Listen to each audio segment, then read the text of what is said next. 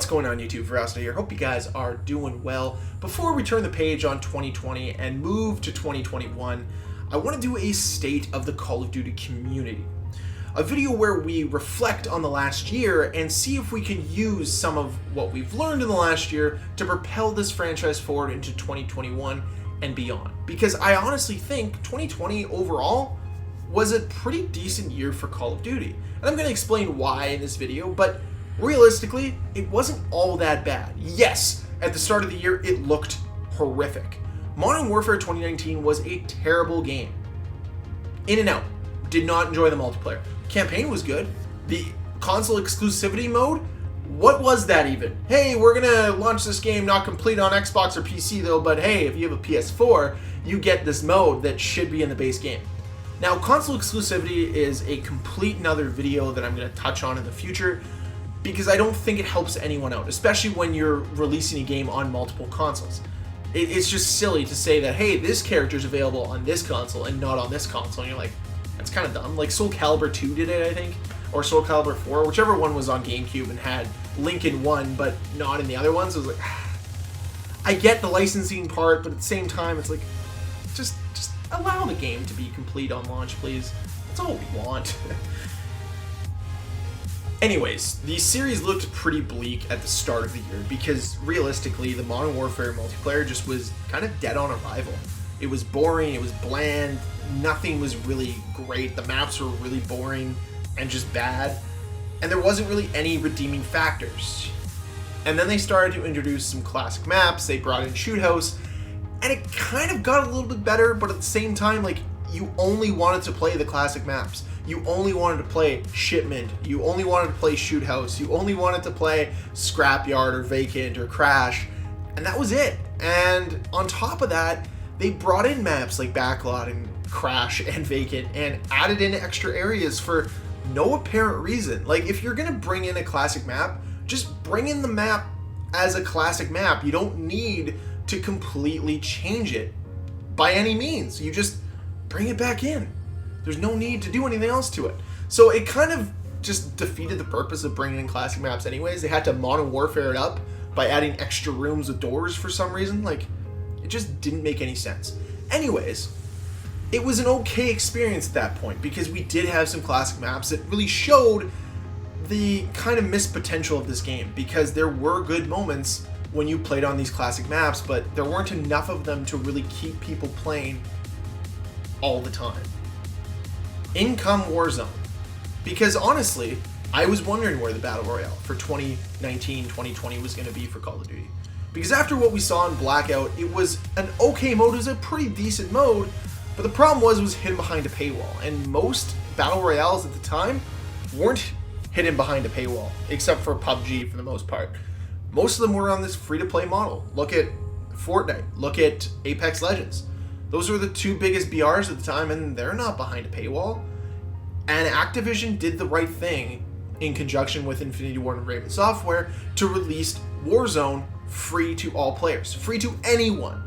And that was a great move. Not only was Warzone one of the top 3 BRs when it was launched, it was also free. And I think that that was huge for Call of Duty. I think that was huge to redeem Call of Duty and the Modern Warfare 2019 debacle, because it made a lot of people go back to Call of Duty, and on top of that, made a lot of people buy the Battle Pass. And whether or not you agree with the Battle Pass or not, I'm personally against it. Even though I've been on record saying on this channel that I like some of the cosmetics in it, I can't support the business practices or the majority of business practices by Activision, so I'm just not going to support the Battle Pass. But anyways, besides that fact, it made more people want to buy the Battle Pass, which then gave them more money, which hopefully you would like to see that make a difference moving forward. And I'm going to talk about that later on in the video. But for all intents and purposes, Warzone was a great release. It was better than what we saw in Blackout, and it was better than most of the BRs on the market. And on top of that, it added in the Gulag. That was super fun. Adds some limited time modes here and there that are also super fun. All in all, they nailed it with Warzone. And even now, what is it, 9 months after it launched, or whenever Warzone launched, it's still fun. Now granted, would have liked to see more in Season 1 from it, but we'll talk about that later in the video as well. Now, one of the biggest questions since Modern Warfare Remastered launched in, 2016, was when are we going to get Modern Warfare 2 Remastered? Well, we thought maybe it was going to be this year. We really, really did. But instead of getting Modern Warfare 2 Multiplayer Remastered, we just got the campaign. And while I'm ecstatic that they did that, I'm also disappointed because it was a $25 add-on. And for me, $25 just to play a remastered campaign just doesn't do it for me. I'd far rather give that money away to you guys in a giveaway than spend it on a campaign, personally. Because one, I'm never going to see that money again, and realistically for 4 hours it's not really that worth it. And number two, you guys are my community. I want to support you guys as much as you guys support me. So that $25 is much better in one of your pockets. Speaking of which, I'm going to be doing a giveaway once I hit 250 subs. So if you want to get in that, please look out for my 250 sub video and where I talk about how to enter the giveaway and all that stuff if you want to win PSN, Xbox, or Steam card, depending on what you want to redeem, I guess. So anyways, to move back to Call of Duty, I was extremely disappointed that we had to pay so much. Like, if it was $10, hey, whatever, that's fine. That's a double cheeseburger meal from McDonald's. I'm not really gonna, blink an eye at that. $10, even $15, I think I would have been like, okay, I'll do that. But they didn't even do that, and that was really disappointing because, yeah, I wouldn't mind playing it, but not for the price tag that it was. But it was also nice to see it remastered, which means we'll probably get Modern Warfare 3 campaign remastered, which will also be another $25, $20. I just want these multiplayers remastered, man. Like, I don't think it's going to happen anytime soon. As Nero Cinema said in one of his videos, he thinks it's in a card in the pocket, an ace card, that they're going to pull out at one point when the franchise is at a really low point. They're just going to be like, this is my ace in the hole, baby. We'll have to wait and see, of course, if we ever get Modern Warfare 2 Remastered. So, the franchise was kind of at a weird time because, on one hand, the Modern Warfare community just was almost dying because a lot of people didn't like the game. But the Warzone community was really strong and thriving. And it was just this clash between two different communities. And then the launch or the release or the announcement, I guess, of Black Ops Cold War was coming. And this was after we had learned that Activision stripped Sledgehammer from the game only to put Treyarch in, and it made people pretty excited. Now, we were a little weary if we were even going to get a game this year because of the situation that happened this year. But regardless of that, we got a release date of November, and we got an alpha, and we got a beta, and the game felt and played pretty well during both the alpha and the beta. And it made people pretty damn excited. Made me pretty damn excited.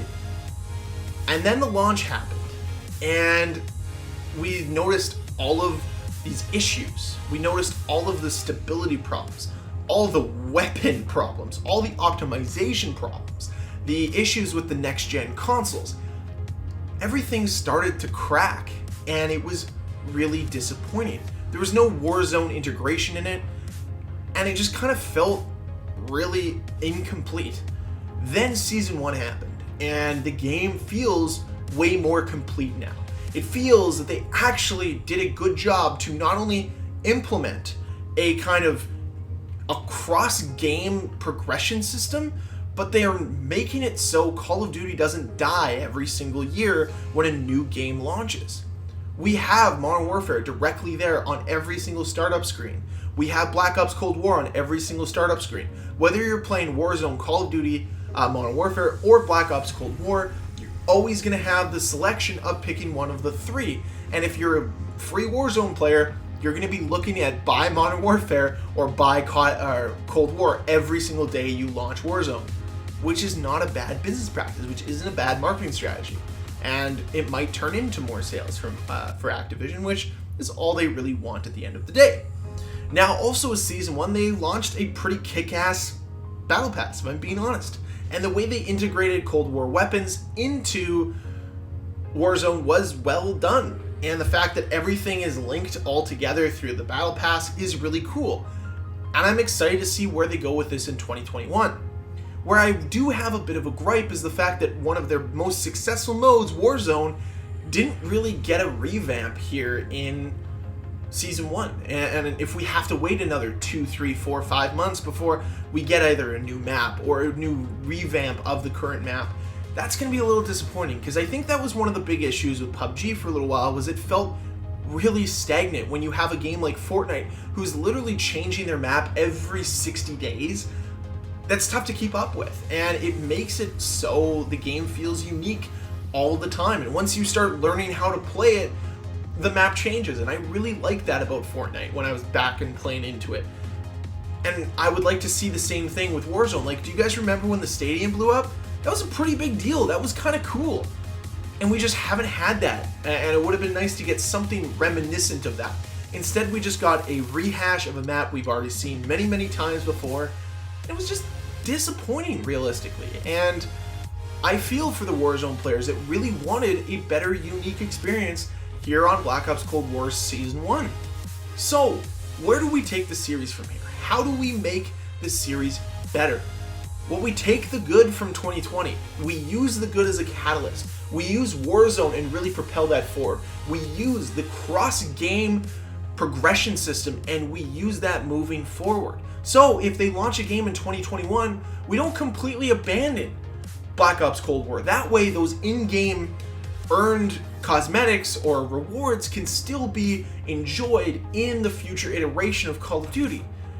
And that's what this series needs. It needs to not just leave behind and throw out the next Call of Duty when the new one launches every year.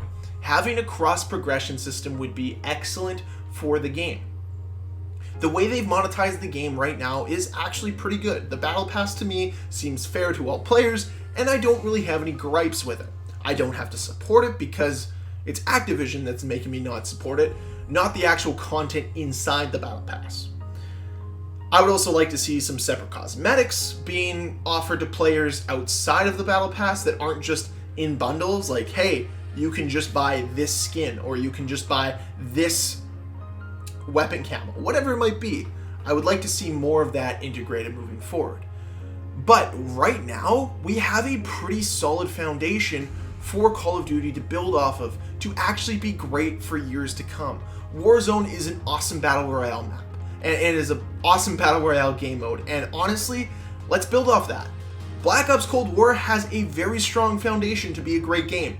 Let's build off that. Modern Warfare is just, it's a disappointment. It really is. It has a great campaign.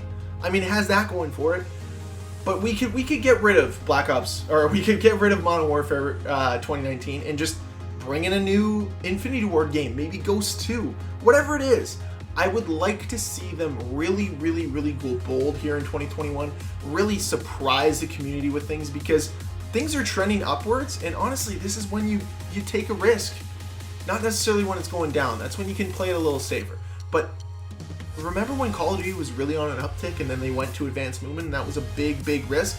I would like to see a similar risk be taken in 2021, because I'm excited about the direction of Call of Duty. I want to see Call of Duty succeed. And I think the trajectory they're on right now, we're going to continue to see this series succeed if they can build off the foundations that they've laid here in 2020. It was very clear that Modern Warfare in 2019 was supposed to be a soft reboot of the series. Well, here we are. We're at the crossroads now. It's time. You've ripped everything down. It's time to start building. Use 2021 as a build year, and I honestly believe this community will rejoice. I think the game will be fantastic, and I'm excited for it. I'm excited for the future of Call of Duty, and I'm kind of optimistic for it as well. And for once, I'm not saying cautiously optimistic. I'm actually optimistic. Anyways, guys, that's it for this video. What did you think of Call of Duty in 2020? Did you think that it took steps forward? Do you think it took steps back?